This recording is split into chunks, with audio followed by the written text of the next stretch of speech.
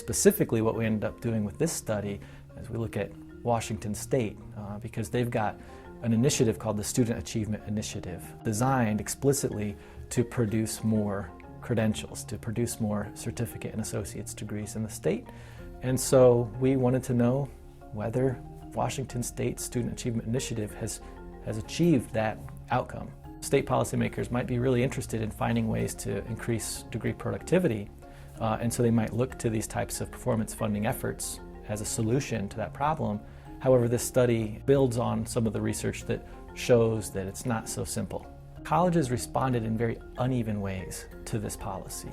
On one hand, colleges did not improve their associate's degree attainments. They didn't improve their retention rates, which was kind of surprising because the advocates promoting the policies sold the policy as being a way to increase both of those things.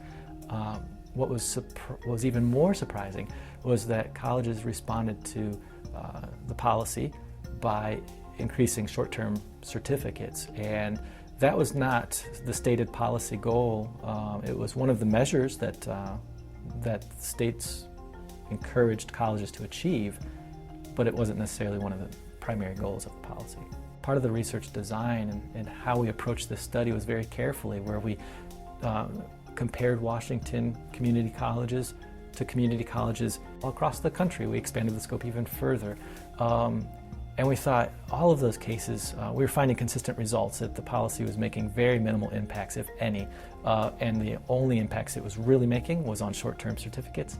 But even when we selected schools that were the most like Washington State community colleges, that is, similar enrollment size, similar financial capacity, serving a similar profile of students, even looking at the unemployment rates of the communities that these colleges serve, we found pretty much the same results as we found when looking at all the other comparison groups. And so that was one of the challenges with evaluating this policy effort, or this policy reform, but it was also one of the ways to show that those results are pretty robust no matter how you cut it. These findings matter because they help us see that it's not very easy to achieve these completion goals. These efforts matter for state policymakers because it could encourage colleges to produce more of these short-term certificates.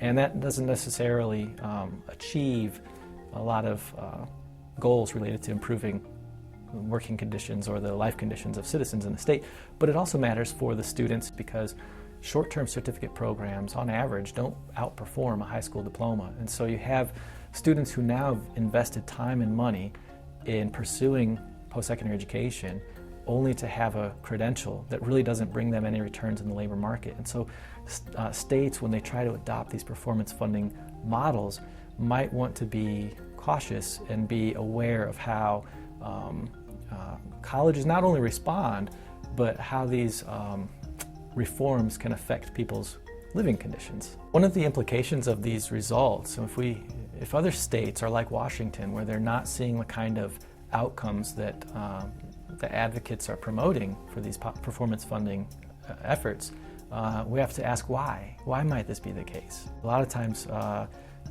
state interests are encouraging schools to be more responsive and to do more with even less resources, and it makes it very difficult for schools that already have limited capacity to do so.